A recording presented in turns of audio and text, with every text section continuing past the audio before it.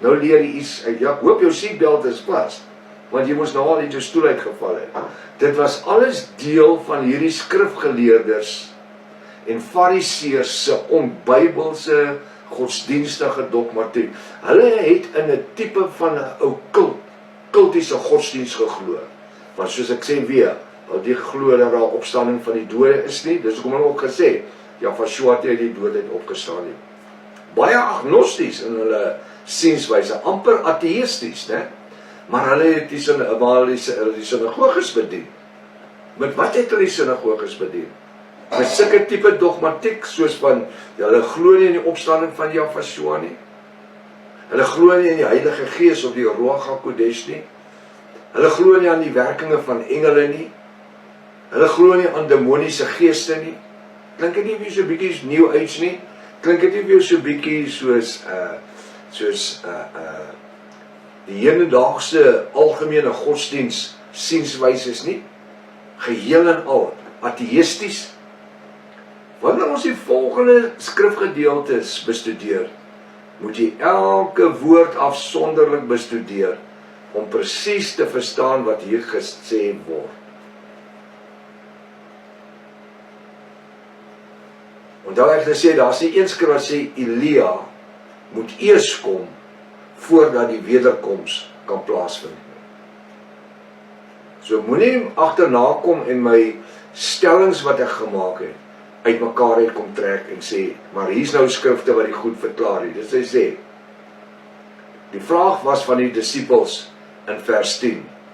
Yahshua sê vir hom, Yahshua se disippels vra hom en sê, waarom sê die skrifgeleerders dan dat Elia eers moet kom voor die wederkoms van Yahshua? Dis wat ek van praat. Nou gaan ons kyk na vers 11. Elia sal alles herstel.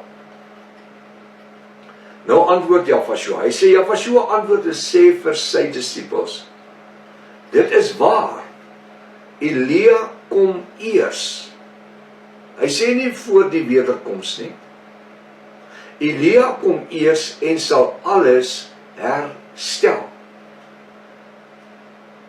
Hierdie skrif sê nie Elia kom voor die wederkoms nie, of Elia kom na die wederkoms nie, of Elia kom tydens die wederkoms nie. Nou wil ek net iets vra, met watter boek is ons besig?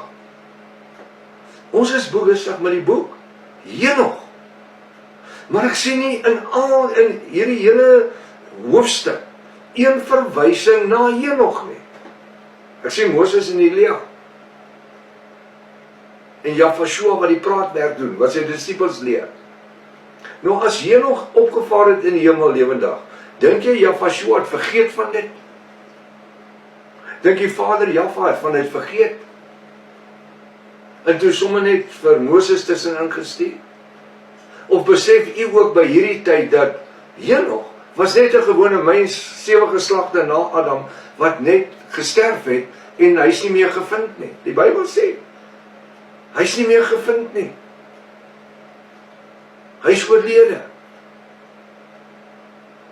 Ek het vandag op Romani gaan begrawe. Een van ons Javistiese broers. Fantastiese mens gewees. Nou as ek nou kom en ek sê dat Romani is nie meer gevind nie. Beteken dit hy het lewendig in die hemel opgevaar?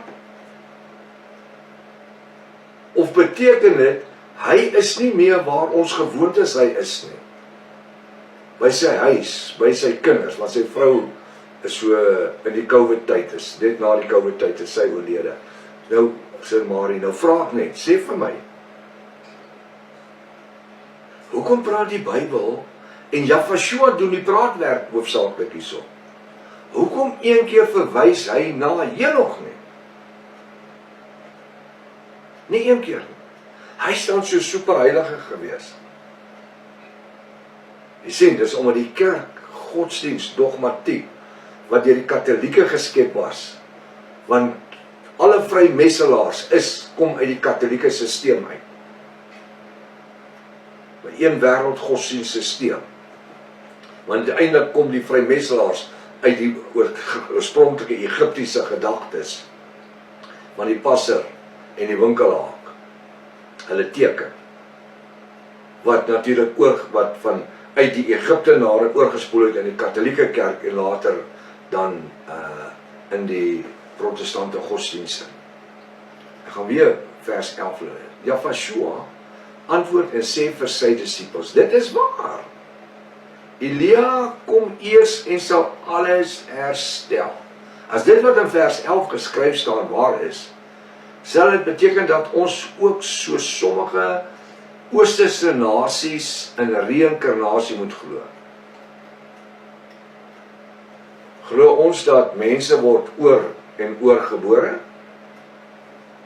as Jafiste? Ek wil vir die Christendom vra, glo julle dat een ou word 3-4 keer gebore? Hy kry 3-4 kansse? Of julle glo soos die Indiërs, dat daai koei wat daar in die dorp loop, is sy skoonma, al ding hy sal net nie melk nie. Die little monkeys, al die hele monkey tempel daar, daai monkeys is hulle familie. Hulle voer hulle, jy mag nie aan hulle vat nie, want dit is ancestor spirits wat in hulle is. Reïnkarnasie.